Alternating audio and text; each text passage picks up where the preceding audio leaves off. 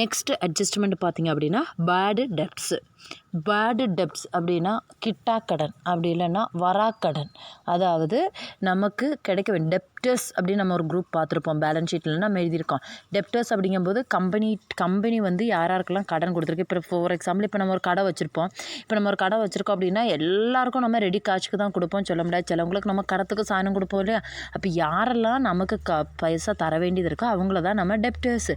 So இப்போ இந்த பைசா தர வேண்டியவங்க கையிலேருந்து நம்ம நினைக்கிறோம், ஸோ இவங்க கையிலேருந்து இந்த இவ்வளோ அமௌண்ட் வர்றதுக்கு இனி சான்ஸே இல்லை, கிடைக்கிறது இல்லை, இனி கிடைக்க போகிறது இல்லை அப்படின்னு நமக்கு தோன்ற அமௌண்ட்டை தான் நம்ம பேடு டெப்ட்ஸ், வராக்கடன். நமக்கு வரணும் ஆனால் வர்றதுக்கு சான்ஸ் இல்லை நமக்கு தோன்றது தான் நம்ம பேடு டெப்ட்ஸ் அப்படின்னு சொல்கிறது. ஓகே, அப்போது வராக்கடன் அதான் பேடு டெப்ட்ஸ். அப்போ பேடு டெப்ட்ஸ்னு வரும்போதே ஆட்டோமேட்டிக்கலி கம்பெனியை பொறுத்தளவில் அது என்னவா தான் வரும், it's a expenses.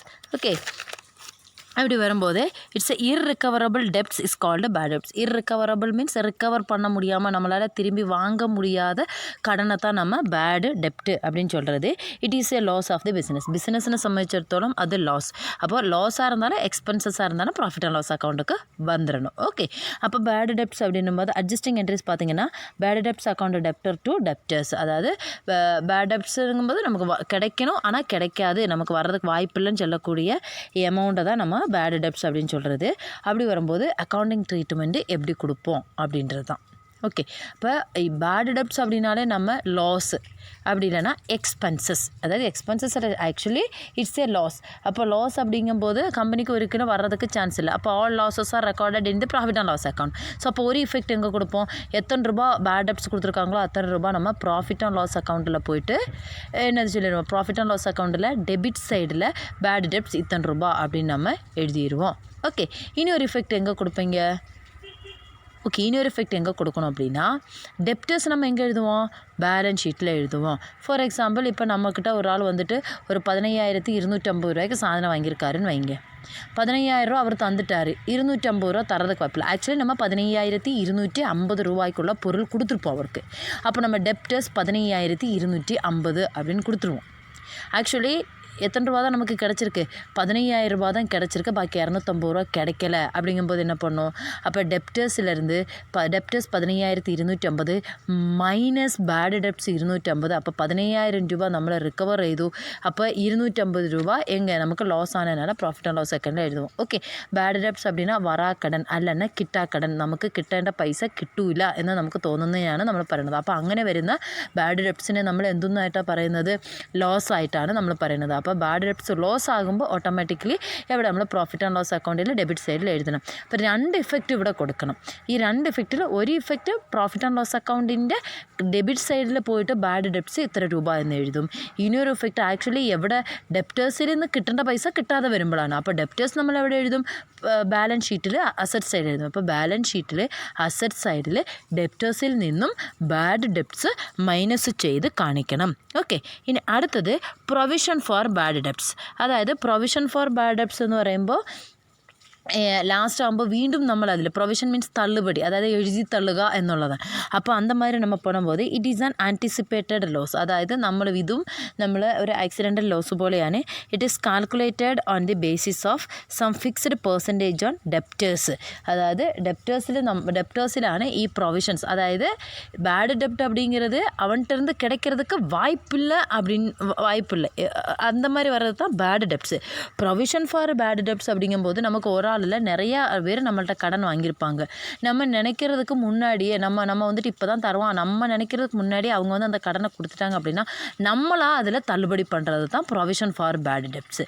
Bad debts ஆனாலும் ப்ரொவிஷன் ஃபார் பேட் டெப்ட்ஸ் ஆனாலும் இனி நம்மள்ட்ட கடன் வாங்கினவங்களே கொடுக்கலனாலும் கடன் வாங்கினவங்களுக்கு நம்ம தள்ளுபடி பண்ணாலும் ரெண்டுமே கம்பெனியை பொறுத்தளவில் லாஸு தான்.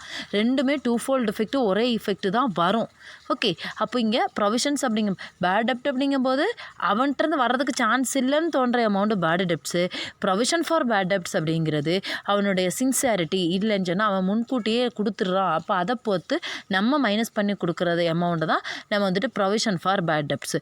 ரெண்டுமே கம்பெனிக்கு லாஸு தான். ஸோ அப்போ கம்பெனிக்கு லாஸ் வரும்போது டூஃபோல்டு எஃபெக்ட் எப்படி கொடுப்போம், ஒன்று ப்ராஃபிட் அண்ட் லாஸ் அக்கௌண்ட்டில் போயிட்டு பேடு டெப்ட்ஸு கூட டெபிட் சைடில் பேட் டெப்ட்ஸ் எழுதுவோம். அது கூட ப்ரொவிஷன் ஃபார் பேட் டெப்ட்ஸும் கூட்டி எழுதுறோம், இல்லைன்னா தனியாக எழுதினாலும் பிரச்சனை இல்லை.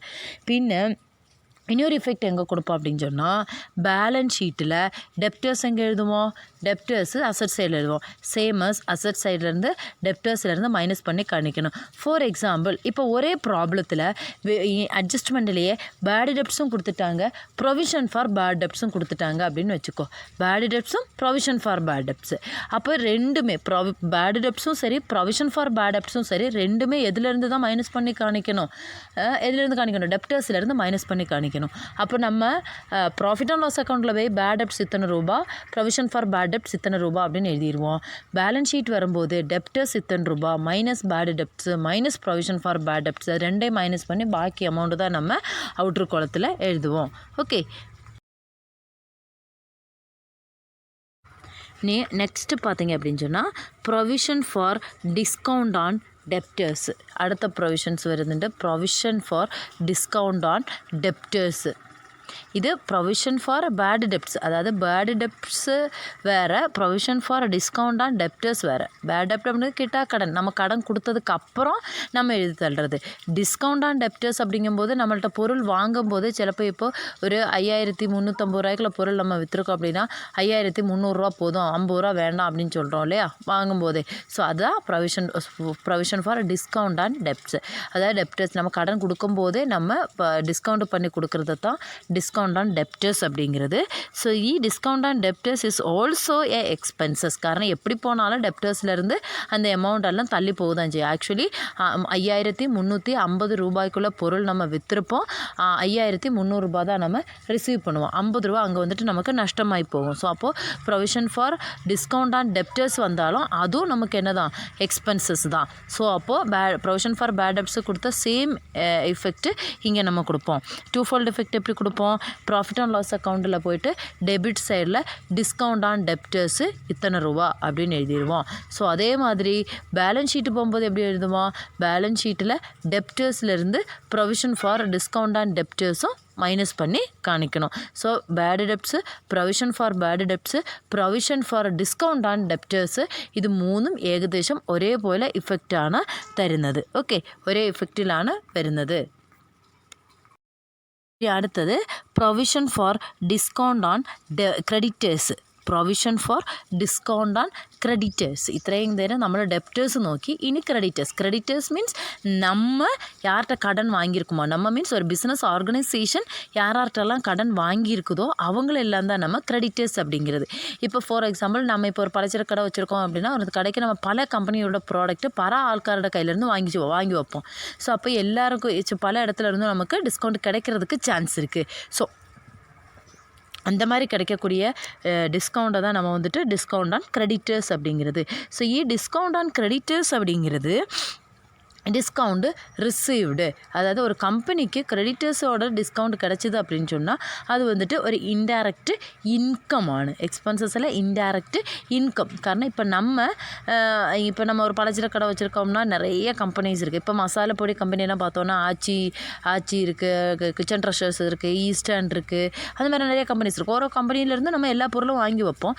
ஸோ அப்படி வாங்கும்போது ஓரோ கம்பெனிலேருந்து ஒருத்தருந்து வாங்கும்போது நமக்கு 10 ரூபா 20 ரூபா அப்படி டிஸ்கவுண்ட் பண்ணி கொடுப்பாங்க. ஸோ அப்போ அந்த டிஸ்கவுண்ட் அப்படிங்கிறது ஆக்சுவலி அத்தனை ரூபாய்க்குள்ள அமௌண்ட் பொருள் நம்ம வாங்கியிருப்போம், ஆனால் பைசா குறைச்சி தான் கொடுக்கணும். ஸோ அப்போ அது நமக்கு கம்பெனி பொறுத்தளவில் இட்ஸ் ஏ இன்கம், கம்பெனியை பொறுத்தளவில் இன்கம். ஸோ அப்படி இன்கம் ஆகும்போது எப்படி நம்ம டூஃபோல்ட் எஃபெக்ட் கொடுப்போம். இன்கம் அப்படின்னாலே ஒன்று நம்ம எங்கே எழுதிடுவோம், ப்ராஃபிட் அண்ட் லாஸ் அக்கௌண்ட்டில் போய்ட்டு கிரெடிட் சைடில் எழுதிடுவோம், டிஸ்கவுண்ட் ஆன் கிரெடிட்டர்ஸ் இத்தனை ரூபா அப்படின்னு எழுதிடுவோம். ஓகே, இனி ஒரு இஃபெக்ட் எங்கே கொடுப்போம், ஆக்சுவலி கிரெடிட்டர்ஸை டிஸ்கவுண்ட் ஆன் கிரெடிட்டர்ஸ் எதில் தான் நம்ம அட்ஜஸ்ட் பண்ணணும், கிரெடிட்டர்ஸில் அட்ஜஸ்ட் பண்ணணும். அப்போ ஆக்சுவலி கிரெடிட்டர்ஸ் எங்கே எழுதுவோம், பேலன்ஸ் ஷீட்டில் லைபிலிட்டி சைடு எழுதுவோம். ஸோ அப்போ பேலன்ஸ் ஷீட்டில் லைபிலிட்டி சைடில் கிரெடிட்டர்ஸிலிருந்து டிஸ்கவுண்ட் ஆன் ക്രെഡിറ്റേഴ്സ് മൈനസ് பண்ணி കാണിച്ചാൽ പോതും. ഓക്കെ, അപ്പോൾ മനസ്സിലായി എന്ന് വിചാരിക്കുന്നു. ഏകദേശം ഒരുവിധം നമുക്ക് തീർക്കേണ്ട എല്ലാ അഡ്ജസ്റ്റ്മെൻറ്റും നമ്മൾ തീർത്തിട്ടുണ്ട്. സോ അപ്പോൾ ഇത് നിങ്ങൾ മൊത്തം വായിച്ച് മനസ്സിലാക്കി ഇതിൻ്റെ നോട്ട്സൊക്കെ നോട്ട്ബുക്കിൽ ഇതുവരെ ഞാൻ കൊടുത്തിട്ടുള്ള വീഡിയോസിൻ്റെ നോട്ട്സൊക്കെ നോട്ട്ബുക്കിൽ എഴുതിയിട്ട് വേണം ഞാൻ ചൊവ്വാഴ്ച വരുമ്പോൾ ഫിനാൻഷ്യൽ അക്കൗണ്ടിങ്ങിൻ്റെ ടെക്സ്റ്റ് ബുക്കും നോട്ട് ബുക്കും കൊണ്ടുവേണം വരാനായിട്ട്. നോട്ട്സ് കംപ്ലീറ്റഡ് ആയിരിക്കണം, അതനുസരിച്ച് നിനക്ക് അസൈൻമെൻറ്റിൻ്റെ മാർക്കൊക്കെ തരുള്ളൂ. നോട്ട്സ് കംപ്ലീറ്റ് ചെയ്ത് കൊണ്ടുവരണം. ഇതുവരെ ക്ലാസ് എടുത്തിട്ടുള്ളതെല്ലാം കൂടി ഒന്ന് നോക്കി എവിടെയെങ്കിലും ഡൗട്ട്സ് ഉണ്ടെങ്കിൽ ആ ഡൗട്ട്സ് ക്ലിയർ ചെയ്യാൻ പാകത്ത് പ്രിപ്പയർഡായിട്ട് വരിക. Okay, thank you.